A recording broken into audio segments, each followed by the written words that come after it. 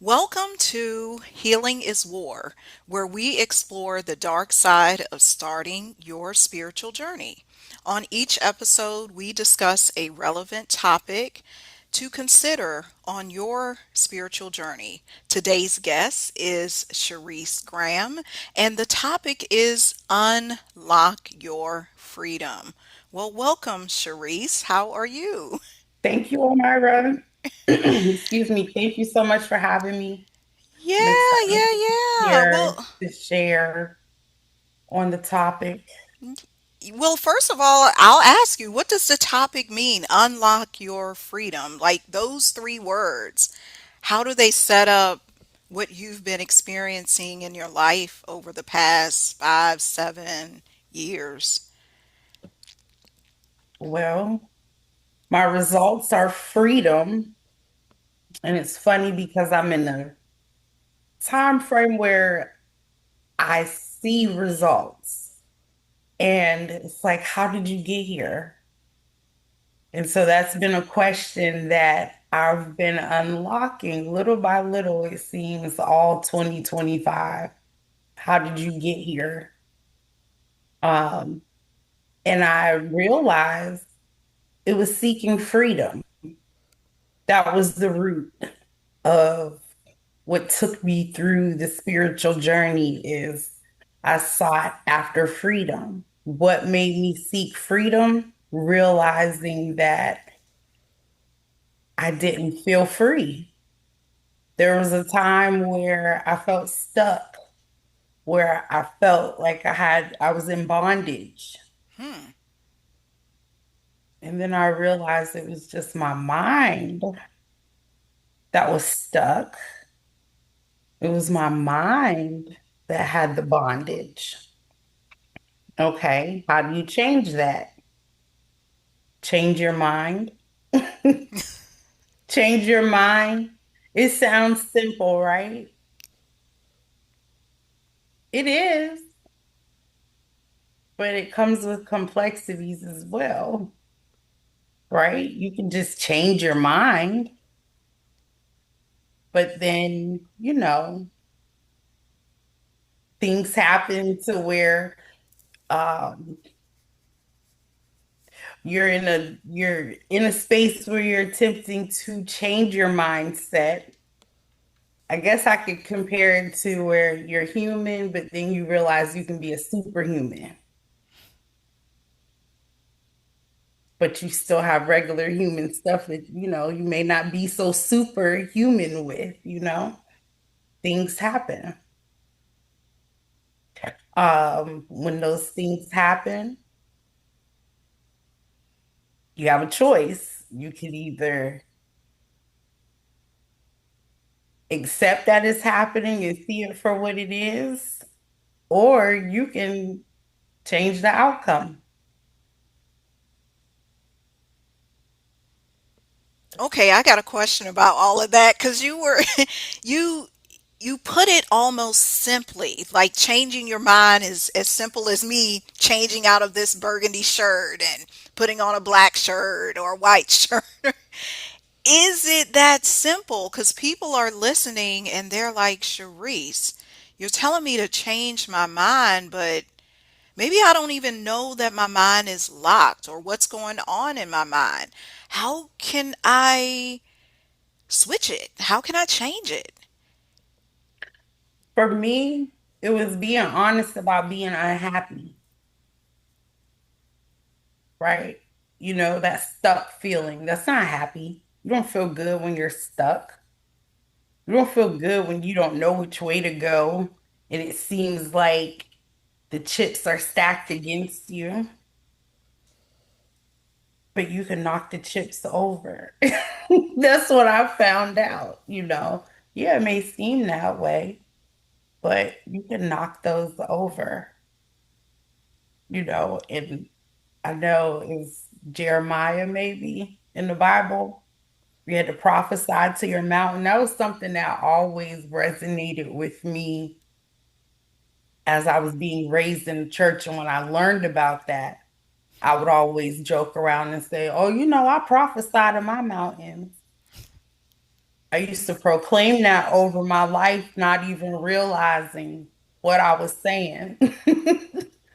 I see it now. You can prophesy to your mountain. It is that simple. It was that simple for me. I just gave it a chance. Hmm. Are you happy you took that chance? Because you could have, as a mother of two, you could have easily said, the life I'm living right now is good, is comfortable. Yes, I'm feeling stuck. Yes, I have these emotions. Yes, I'm doing all of this. Was it was it worth it? Yes, it was worth it because those two children who are now young adults, they deserve to see that. There came a time when I realized that was probably the healthiest thing I could do as a sole mother, sole parent, really, in the household. So, yes, they were the reason. I wanted to show them something different. So, being a mom helped. It helped. It really did. It was aligned that way Hmm. How so? How so was being a mom, did it assist you with unlocking your freedom? because I realized I was raising my children on survival mode in survival mode, right? And survival mode is pretty much an unpresent parent. You're just providing. You're making sure things go afloat. But, you may have more going out than you have coming in, Hmm. you know, really trying to make a dollar out of 15 cents. So that was challenging. And it was also stressful. It was stressful and it did damage to my body. And I had to have a major surgery, which really made me look at my life differently. Every time I go under anesthesia, it's like, you know what? I wake up a different person. That happened, but getting out of survival mode and really choosing that for them. Chose it for myself, but Hmm. it was also for them. Yeah, because you don't want, I know from personal experience watching my mom raise six kids solo. She didn't have two, it was six. Six of us. I'm in the middle and I watch that survival mode. It's one of the reasons I'm a big proponent of the self-care, of doing your work, of doing your healing, because I saw women I knew, men I knew, just kind of going along to get along, and I'm like, this is not me. I don't want to be in this job. Y'all telling me I need to work this job, I need to do this, I need to live my life like this. Who said? Who Who said? said? Who Who? said? Exactly. Who said? Yeah, who said? Because what it comes down to is freedom. I feel like a lot of times we don't even understand what freedom is because we have been in survival mode where somebody else is dictating to us what to do, how to live, how many hours to do this. And so you're just on this hamster wheel. You were talking about it, the Yes. other day to me, and you were like, I decided to get off. What was that decision like to get off of the wheel? Because everybody's on the wheel and they don't know what freedom looks like because they've been living so much in despair. It was alignment. I, it was alignment. How did I get that alignment? I had a desire. It started with a desire. The desire was, I don't want to be an employee. Giving myself 10 more years to be an employee. 6 months later, something landed on my lap that made me just like, you know what? I'm going to take this big leap of faith because I believe in me right now. Again, I got off the wheel and my mind just opened up some more. And I was, guess you would say, self-employed for about 4.5 years.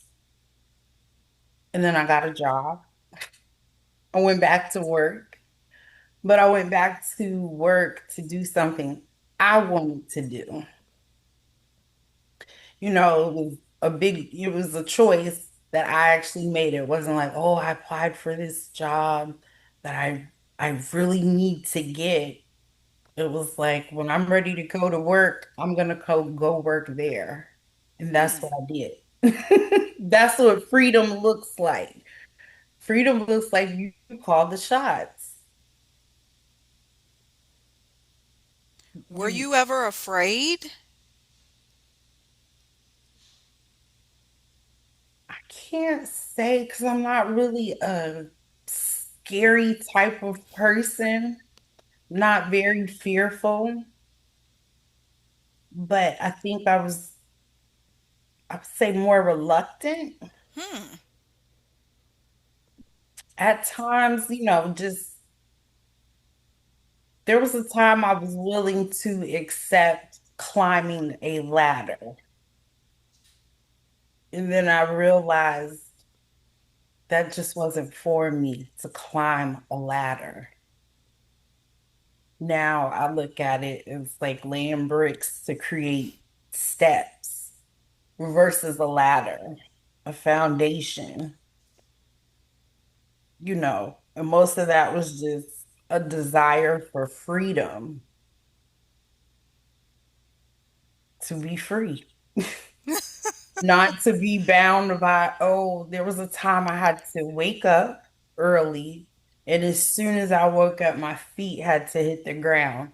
And from that moment on, all I was doing was watching the clock, waiting for this time to come up out the door. Kids at school, get to work on time. Oh, I gotta log in. I gotta make sure I turn my computer on at this time. Listen to that sounds stressful, right? Mm-hmm. It was. It was, but I had to realize that I could survive out here, but I don't have to do it that way. True. I don't have to do it that way. And so when I started to desire to not have to do it that way, that opportunity came. That's how easy it is. Change your mind. It's okay to desire better, but you have to be real with yourself with what better is for you. What is your standard of better? Not the world standard, not what they're saying on Facebook, not what they're saying on Instagram or TikTok, but for you, what's going to bring you better? That's how I got to freedom. Just thinking better in general and being honest that at that time when I had to make that shift, that I wasn't at my best Hmm. and I could do better, be better, have better.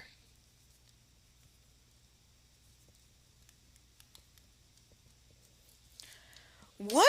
Okay, I gotta ask you this.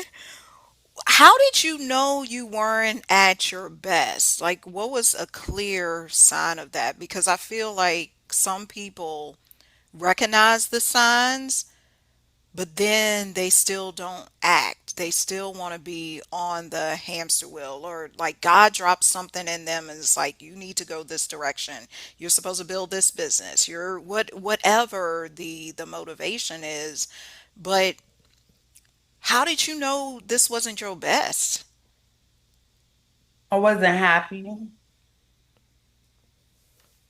I wasn't happy, and that wasn't something that was easy to admit that I wasn't happy. So I had to find that, I had to really find that happiness, but also going through situations, relationships, a failed relationship. A failed relationship led me to really take healing head on and really did it for the kids because I saw brokenness in other people. I didn't want to contribute to society in that manner. You can tell when people have issues, and it usually stems from childhood.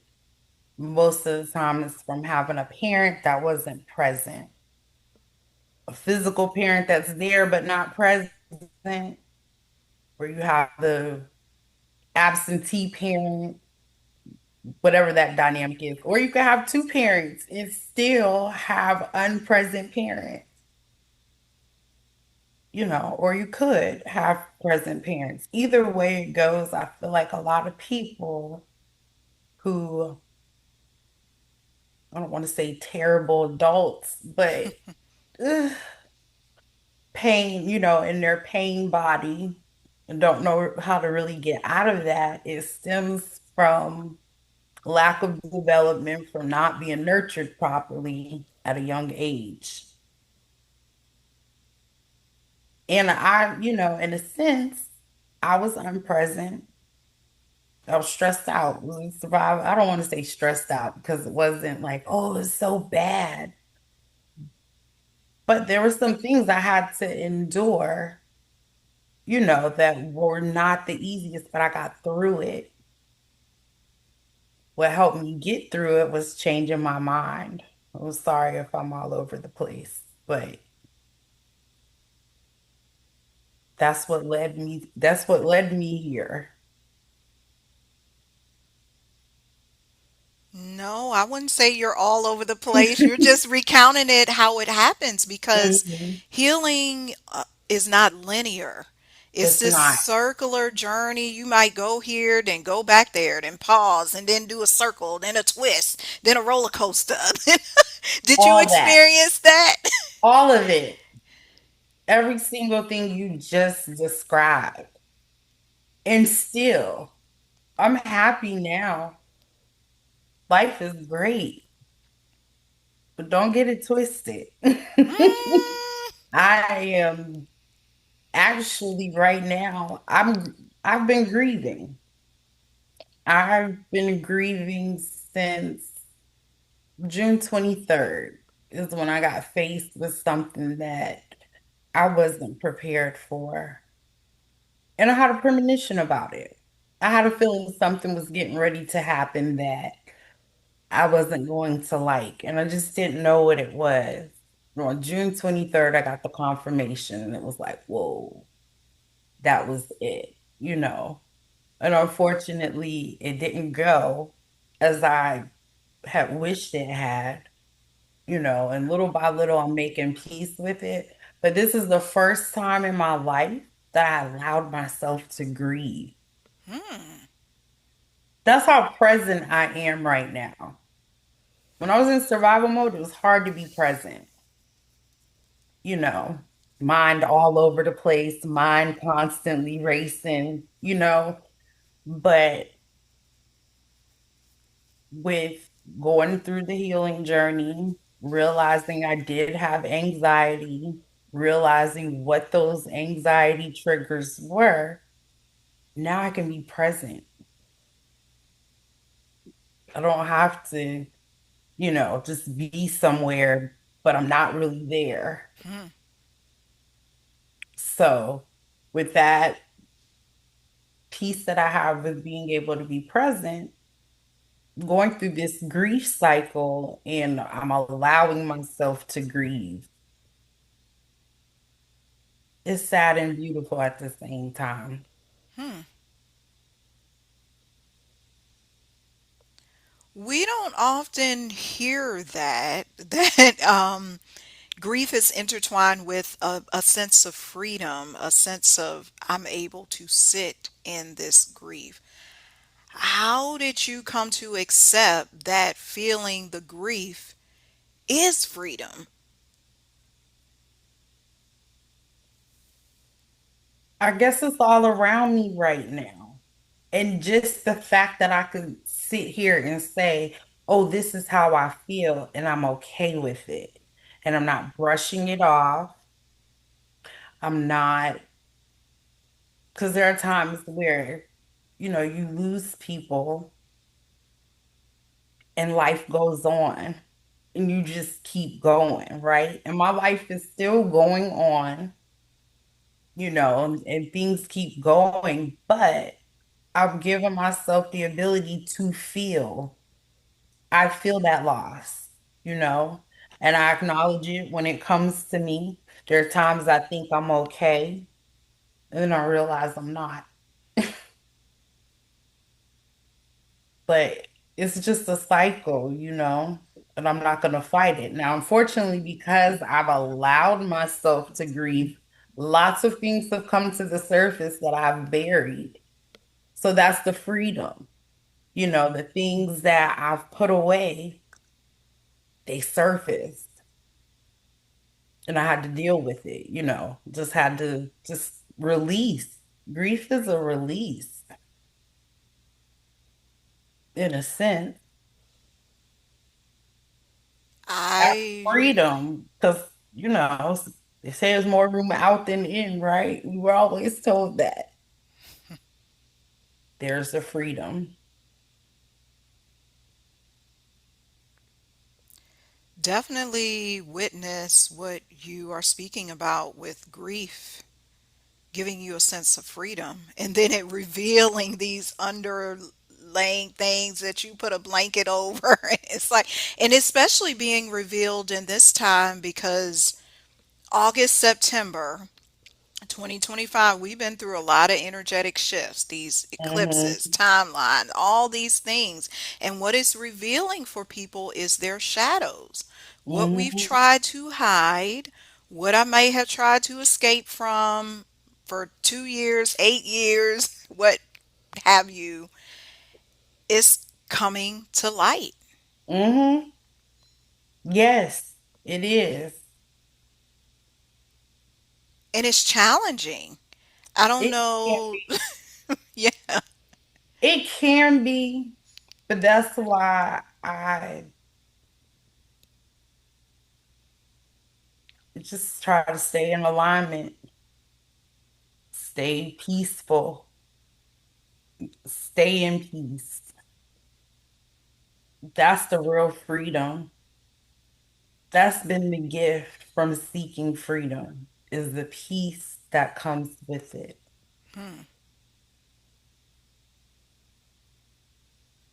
I have this peace that I've acquired as a result of seeking freedom. I never thought about this part of my life or that, you know, what will it be like when I get here? My children have graduated from high school. They've moved on, they work. They didn't go to school, but they work jobs that it's not always easy for someone with a college degree to get. So it worked out. Survival mode is bondage. Hmm. And if you need to get out of some, if you desire to get out of survival mode, just start there. Little by little, you will get aligned with your desire. You just have to plant that seed in yourself.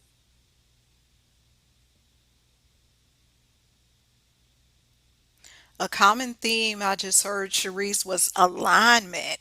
You mentioned that several times today. What are some signs and symbols that have showed up for you recently that you are in alignment?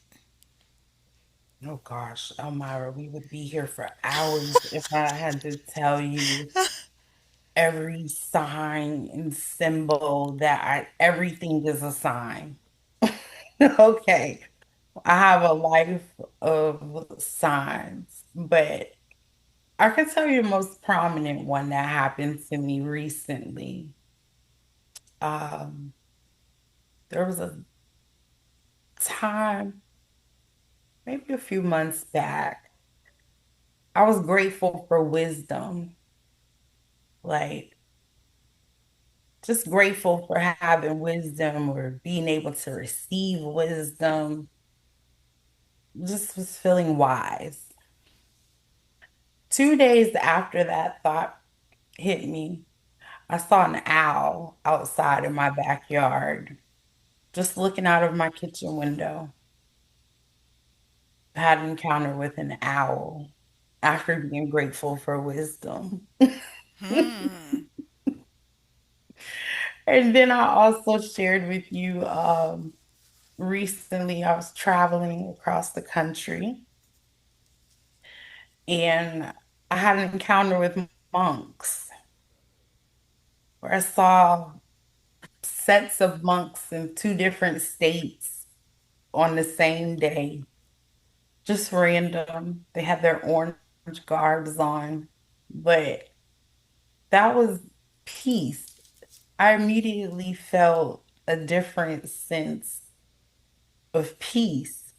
The first time I saw them, the second time was just like, wait a minute. You got to be kidding me. What are the odds?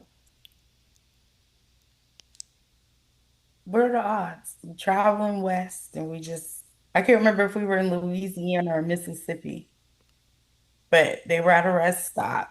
And then we were at a gas station in Texas and they were there too.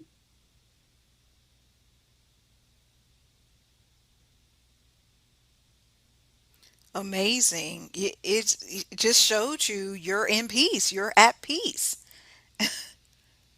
Yes, it definitely was a confirmation for me that I was at peace. Yeah. And I speak on that often. I speak on the peace that I have. Um, I don't worry. I used to be a worry rat. It did a number on my stomach, so it's not worth it.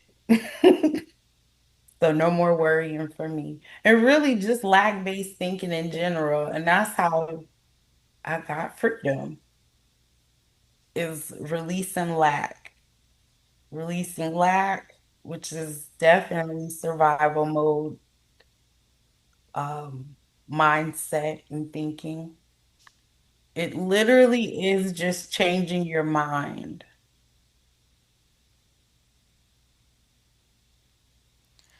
I know you mentioned earlier the verse from Jeremiah, and you by talking about desire as well, you reminded me a chapter in Napoleon Hill's Think and Grow Rich. How critical were certain texts or guidance to you unlocking your freedom? Um,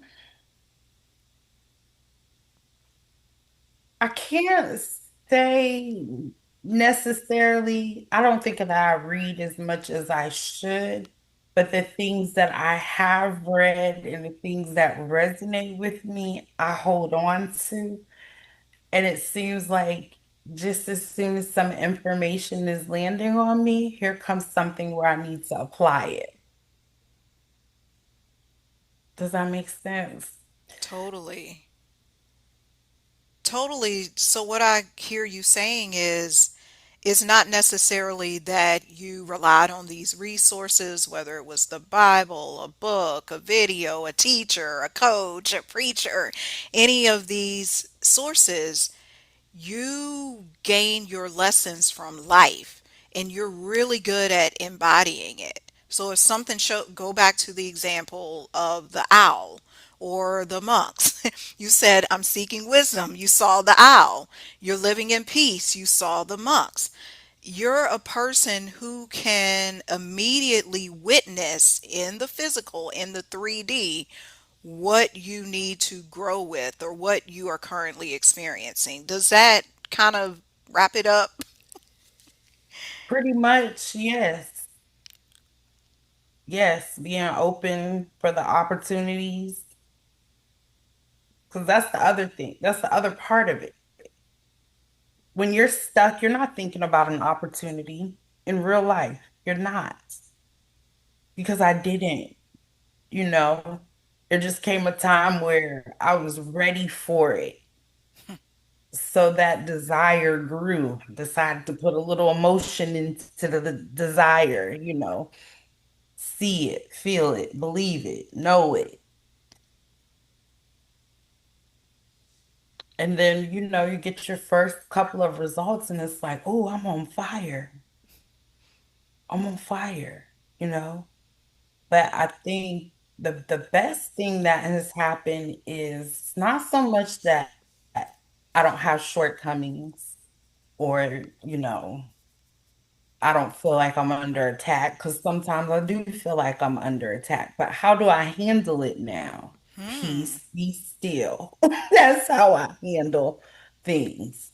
Oh, I'm just gonna be still, Oh, here comes the darkness for some growth. You need that dark too to grow. To get roots, you need darkness for roots. Roots don't grow outside the ground.